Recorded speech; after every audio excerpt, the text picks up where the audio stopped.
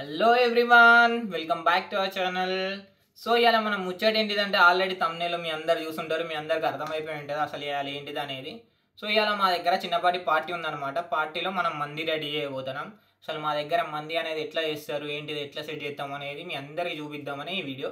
So మాతో పాటు వచ్చేసేయండి, చూసేయండి. కమాన్. సో ఫస్ట్ వచ్చేసి మంది దాంట్లో కర్రలను వెలిగించుకోవాలన్నమాట. ఈ కర్రలు అనేది 3 గంటలు, మినిమం 3 గంటలు వెలగాల్సిందే. ఎందుకంటే 3 గంటలు వెలిగితేనే సైడ్లో ఉన్నది మొత్తం వేడెక్కి మటన్ అనేది మంచిగా ఉడుకుతుంది. ఇది అందరి దగ్గర అవైలబుల్లో ఉండదు, బట్ దీన్ని సపరేట్గా మంది చేయడానికే మా ఊళ్ళో అనేది దీన్ని చేపించారనమాట.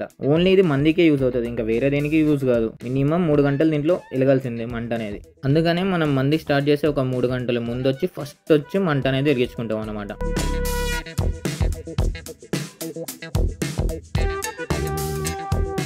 మంట వెలిగించుకున్నాక ఇక మన కిచెన్లోకి వచ్చేసినాం. మన కిచెన్లోకి వచ్చేసి స్టవ్ మీద ఫస్ట్ గిన్నె పెట్టుకొని గిన్నెలో కొంచెం సన్ఫ్లవర్ ఆయిల్, కొంచెం ఆలివ్ ఆయిల్ పోసుకోవాలన్నమాట. ఇక ఆయిల్ అనేది కొంచెం వేడెక్కిన తర్వాత దాంట్లో గరం మసాలాలన్నీ యాడ్ చేసుకోవాలి. గరం మసాలాల స్మెల్ అనేది బయటకు వచ్చిన తర్వాత దాంట్లో కట్ చేసి పెట్టుకున్న ఉల్లిగడ్డ ముక్కలన్నిటిని వేసుకొని మంచిగా కలుపుకోవాలి.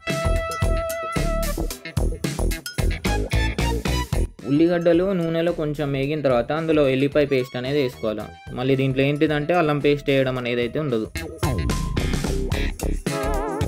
తర్వాత ఇందులో ఒక 2 ఎల్లిపాయ గడ్డలు వేసుకొని మంచిగా కలుపుకోవాలి. ఇక ఇందులో ఎల్లిపాయలు అది పచ్చివాసన అంతా పోయిన తర్వాత ఒక 2 మ్యాగీ స్టాక్లు వేసుకోవాలన్నమాట.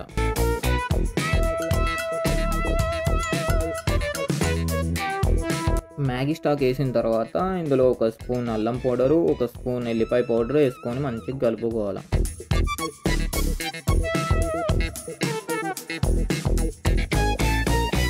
కొంతసేపు దీన్ని మంచిగా కలిపిన తర్వాత దీంట్లో కింద అడుగంటకుండా కొన్ని నీళ్లు పోసుకోవాలి. ఇక మసాలా అనేది రెడీ అయిపోయింది. ఇక స్టవ్ ఆఫ్ చేసి దీన్ని పక్కన పెట్టేయాలి.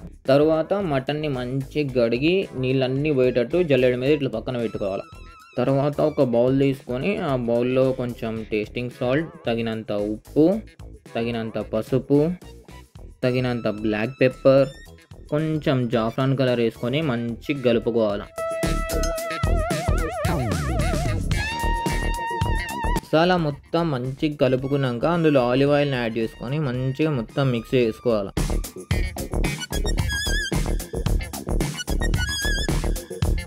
తర్వాత మటన్కి మసాలా మంచిగా పట్టడానికి కత్తి తీసుకొని మొత్తం మంచిగా హోల్స్ వేసుకోవాలి, మసాలా మొత్తం లోపలికి వెళ్ళడానికి.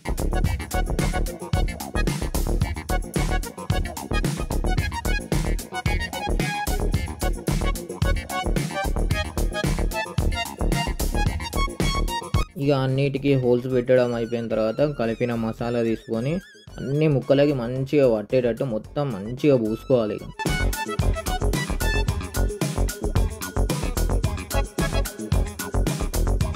మసాలా మొత్తం పూసుడు అయిపోయిన తర్వాత 4 కలర్ల క్యాప్సికమ్ తీసుకొని 4 ముక్కలు చేసుకొని పక్కన పెట్టుకోవాలి.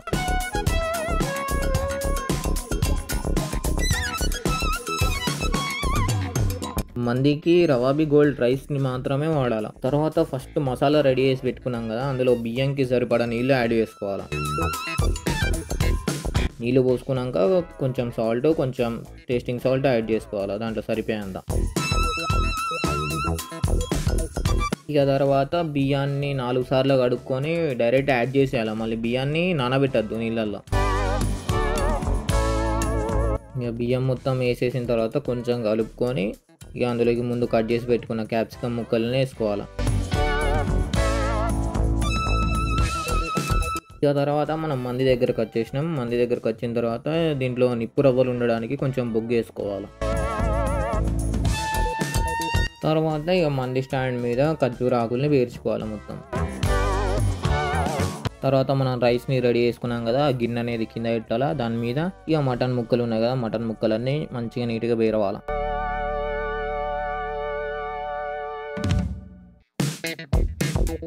ఒక గిన్నెలోకి వాటర్ పోసుకొని దాన్ని బియ్యం పక్కన పెట్టుకొని ఇక మొత్తం దీన్ని లేపి మెల్లగా మంటలో దింపేయాలన్నమాట.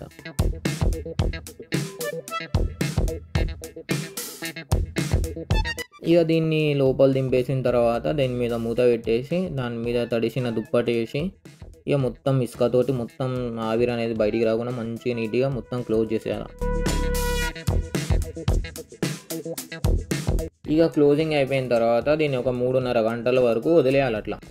ఇక 3.5 గంటల తర్వాత ఓపెన్ చేస్తే మంది అనేది ఇట్లుంటుంది. మనకు 3.5 గంటల అయ్యేలోపు చీకటి అయిపోయింది అనమాట. ఇక్కడ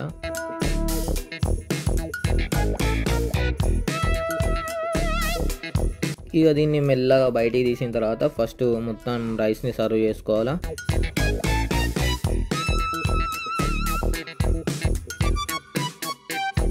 రైస్ అనేది మంచిగా సర్వ్ చేసుకున్నాక దాని మీద ఇక మటన్ ముక్కలు ఉన్నాయి కదా, ఒక్కొక్కటి తీసి మంచిగా నీట్గా డెకరేట్ చేసుకోవాలి.